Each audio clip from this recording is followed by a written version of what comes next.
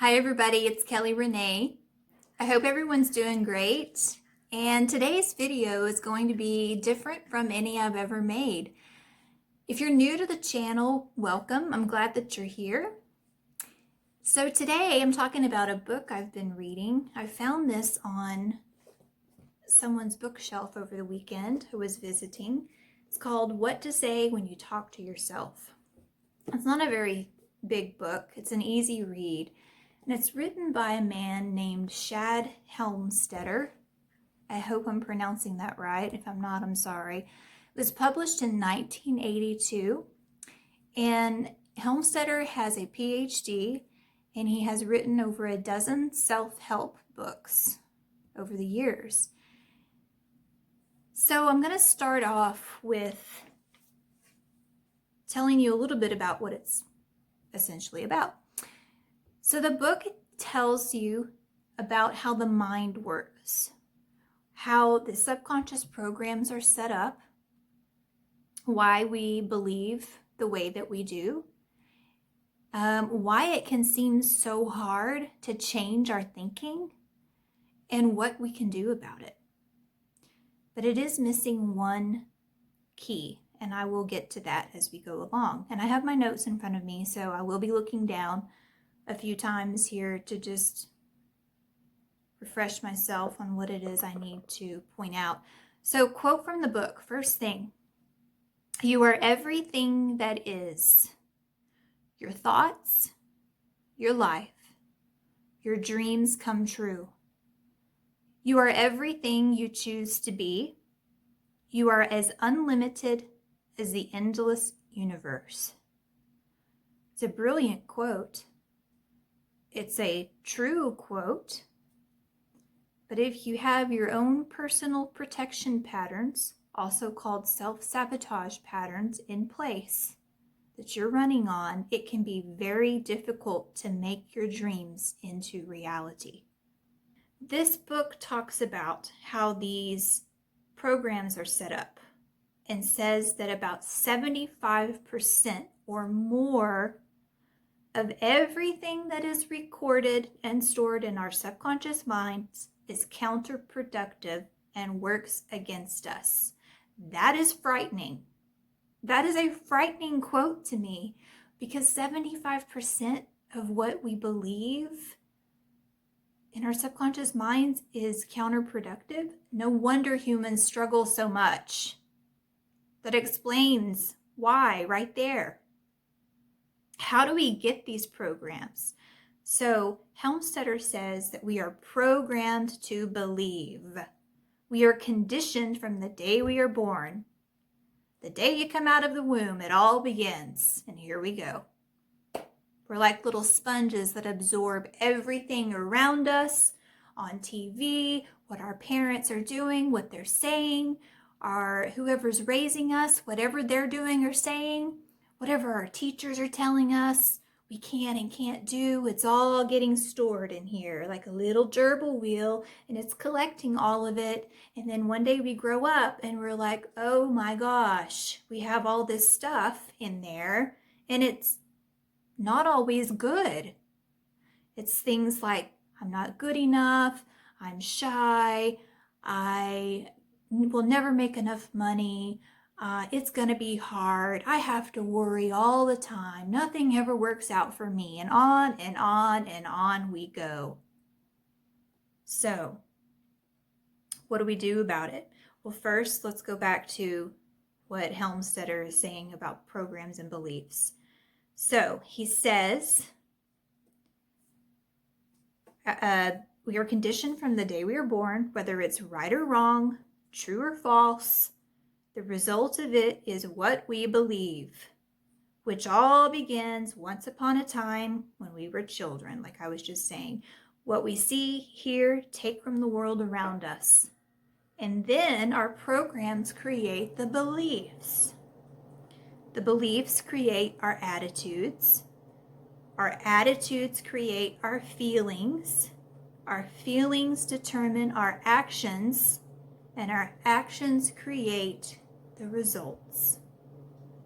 So it's like a puzzle piece that may or may not fit together very well, depending on the programs that you've got.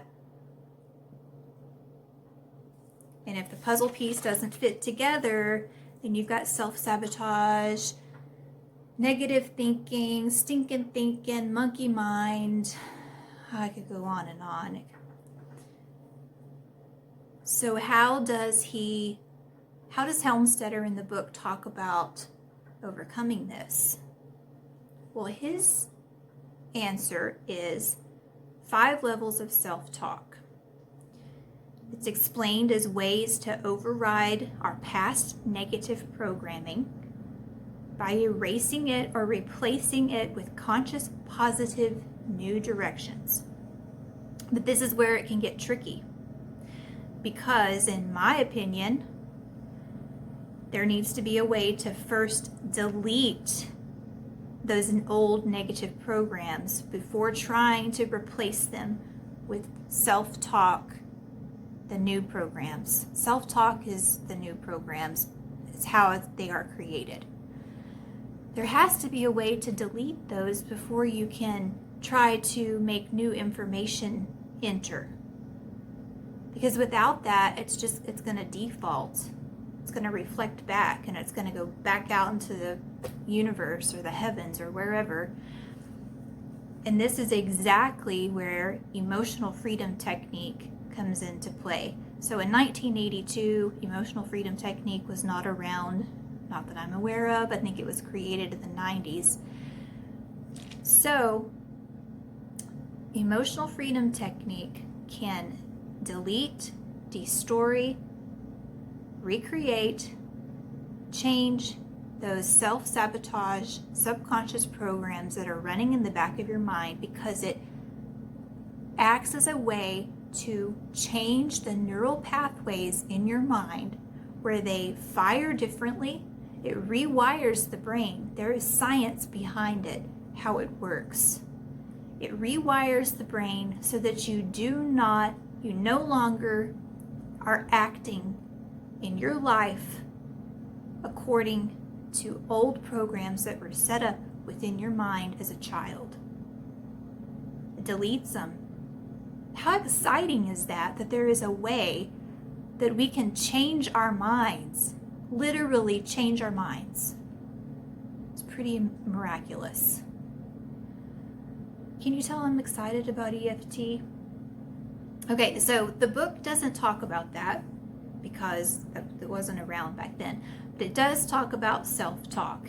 And yes, self-talk is key. It is important. It talks about 5 ways to do self-talk. He talks about if you want to learn about the self-talk, you can read the book. I'm not really going to go into that. I can talk about ways that I've used self-talk. Those include, so when a negative belief comes up, for example, I'm going to be stuck in my job forever, and it just keeps going on repeat and repeat, and you're not happy in your job. Well, you can stop right then and there. You can say out loud or internally to yourself, really, forever? Are you sure about that? Forever is a long time. And it will reframe it and change it right then and there. And it may be something that you have to do over and over and over again for days, for months. But that's an example of self-talk. Okay, so moving on. I love that he brings up positive thinking. How many times have you heard people say, just think positively?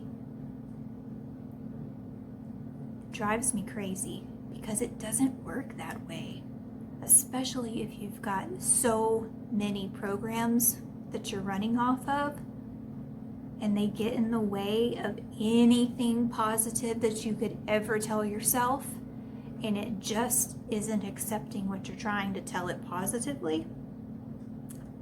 I myself have struggled with that because there was so much in the way years ago of that even being possible. And I know that's true for so many people listening.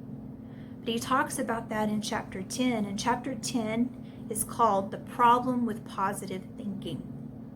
He mentions that it works better in theory than in practice. I can attest to that. For most, he says, not for all, but for most. And that is because the mental program, which was already set up in our subconscious minds, is the old kind of program, the kind that is pre-programmed to disbelieve new information. It's already set up.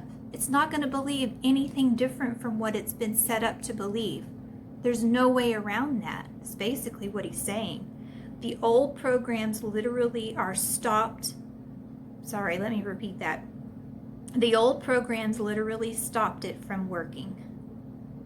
That's a quote out of his book from Helmstetter. But there is hope. The human mind can be changed. He even says this in the book, but in 1982, again, EFT was not around, and maybe what he is saying did work for people and can still work for people. But I just think you've got to have a way to get rid of the old programming before you can work yourself up to positive self-talk. So, yes, in the year 2020, which is what we're in right now, there are so many modalities out there, EFT being one, that can help you reprogram your mind, permanently reprogram your mind. Yes, it can take years sometimes, but isn't it better to actually live a life where you feel like you're thriving instead of just surviving?